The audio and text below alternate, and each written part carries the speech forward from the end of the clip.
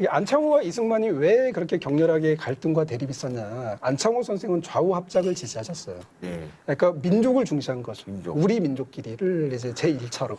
그러니까 우리가 민족이 제일 중요하고 우리가 공산당과도 연합해서 연합된 정부를 한반도에 세워야 된다가 안창호 선생님의 주장이었고 이승만 대통령은 공산주의는 절대 안 된다. 공산주의를 무조건 몰아내야 된다.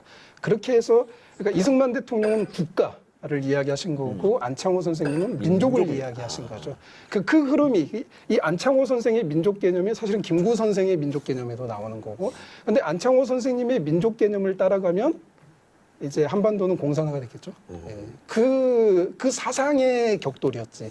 물론 안창호 선생님은 위대한 독립투사고 위대한 인격자고 제가 그 부분에서는 존경을 하고 그러는데 이 대립이 사상적 대립이 이미 1920년대, 30년대부터 이미 격렬하게 있었다. 이승만 박사가 임정을 떠난 건 안창호하고의 대립 때문일 수도 있겠네요. 그 임정을 떠나신 거는 이제 심플하죠. 그러니까 예를 들면 뭐 임시정부 청원서를 뭐 이제 뭐 미국의 관리하에 임시정부를 두자 뭐 이런 걸 냈다고 하는데 그걸로 이제 신채호 선생은 이제 공산주의자들로 굉장히 친했고 아나키스트자였죠. 신채호 선생 어떻게 보면 공산주의 계열이라고 봐야 되는데 신채호 선생이 이승만의 없는 나라를 팔아먹었다고 하는데 이게 다 팩트가 잘못된 거예요. 왜냐하면 그 당시 안창호 선생을 비롯해서 미국에 있는 한인 지도자들이 그 위임 청원서를 다 함께 작성을 했고 이승만 대통령한테 전달을 해달라고 한 거예요. 이승만 선생과 같이 사인을 했고 그랬는데 그거를 이제 그 당시 임시정부 처음 국무총리가 이동희 씨였죠. 거의 최초의 공산주의자. 이동희. 네, 그러니까 임시정부는 처음부터 좌우합작 연합정부로 출발했어요. 그리고 김구 주석이 그 반공주의자긴 했지만 김원봉을 받아들이잖아요. 나중에 공산당을 받아들여서 그러니까 쉽게 말하면 임시정부는 처음부터 반공주의자 이승만하고 같이 갈 수가 없는 정부였던 거죠. 예, 그래서 이승만은 그래도 대통령이 자기가 됐으니까 거기 들어가서 공산당을 몰아내려고 했던 거고 그러니까 공산당과의 전쟁이 이미 임시정부 초기부터 이승만과 상위 임시정부 공산주의자들과의 전쟁이 있었던 거고요. 그런데 공산주의자들이 많고 그러다 보니까 이승만 대통령이 거기서 모함을 당해서 사기 탄핵을 당한 거지. 그러니까 역사를 우리가 바로 봐야 되는 게 대한민국의 모든 한국 근현대사는 공산주의라는 그 리트머스, 공산주의라는 잣대가 빠지면은 이거는 역사가 엉망진창이 되는 겁니다.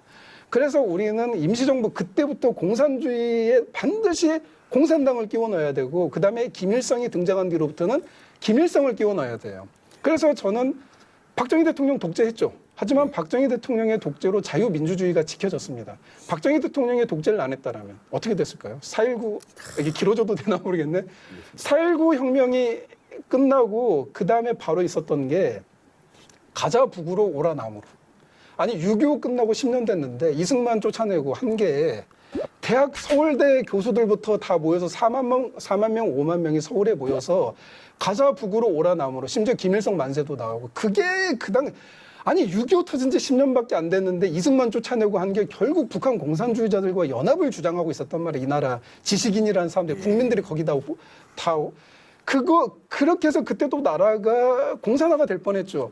그거를 막은 게 박정희의 5.16 군사혁명인 거죠. 그래서 박정희가 독재를 했지만 아이러니하게도 박정희의 독재를 통해서 자유민주주의가 지켜진 겁니다. 그래서 근데 박정희 대통령도 사실은 자유민주주의를 지키기 위해서 혁명을 한 거고요.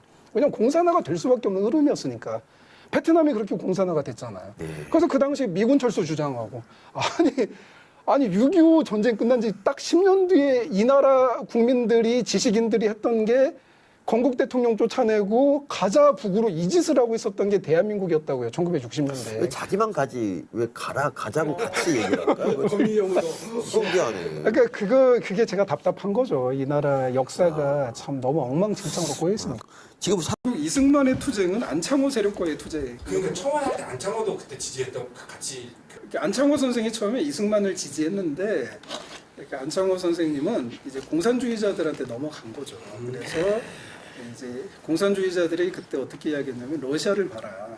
공산혁명만으로 독립을 쟁취할 수 있다. 그러니까 안창호 선생이 받아들이고 공산주의가 필요하다. 그렇게 해서 이제 갑자기 임시정부가 완전히 공산주의와 자유민주주의 결합이 돼버렸는데 이승만 대통령은 이때 공산주의와의 결합은 반드시 공산화가 된다. 이승만은 계속 그렇게 주장을 했던 거고 나중에 동유럽이 공산화되면서 이승만의 주장이 신뢰를 얻었어요. 그러니까 미국 정부조차도 좌우합작을 지지하고 소련과의 연합을 계속 추구를 했어요.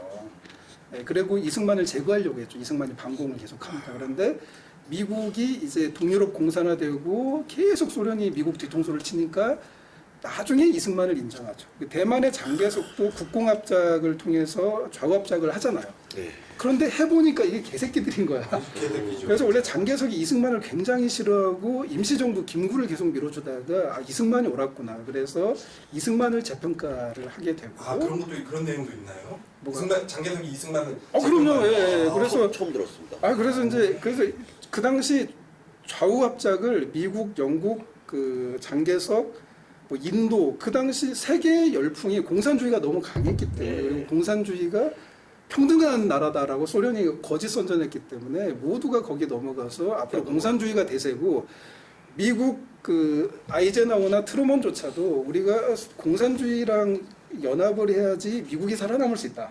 이런 말도 안 되는 생각을 하고 있었던데 그때 유일하게 전 세계에서 이승만만 공산주의하면 미국도 망한다라고 맨날 미국 대통령 찾아가서 지랄을 하고 국무부 찾아가서 지랄을 하고 그랬는데 정말 충격적이게도 이승만이 가서 지랄을 했던 사람이 알저 히스라고 미 국무부 관리비 루즈벨트의 이제 정치 고문이었는데 외교 장관 같은 사람이었는데 소련 간첩이었죠.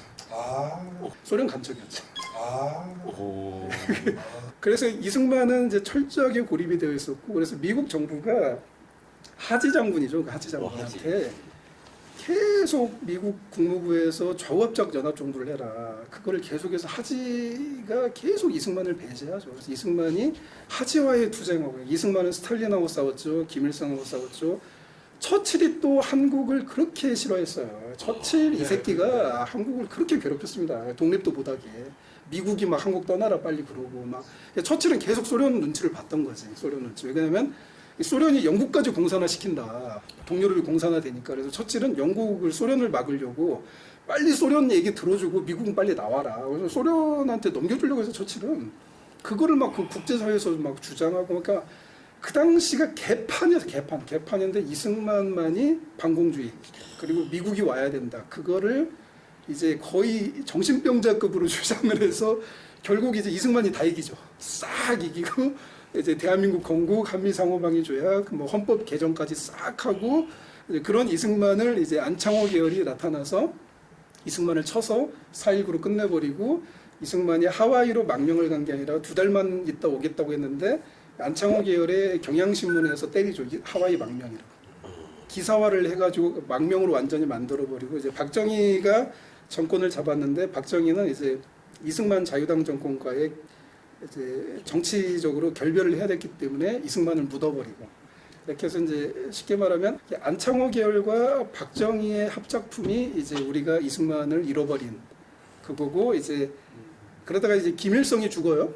김일성이 죽으면서 주사파 애들이 김일성 대신 김구를 김일성 자리에 올려놓고 이렇게 하면서 이제 김구가 영웅이 갑자기 되죠. 김구에 대해서 운동권이 갑자기 김구를 이제 정략적으로 민주당에서 띄우기 시작한 게 운동권 세력이 들어오면서부터 그래서 김구 100번 기념관도 그 무렵에 이제 지어지게 되고 이제 이승만을 지우기 위해서 김구가 필요했던 거죠 정치적으로. 그래서 이승만은 정말 대한민국을 위해서 모든 걸 바치고 제거당한 비운의 국부가 이승만이다. 저는 그렇게 제가 제 공부했다는 그래요.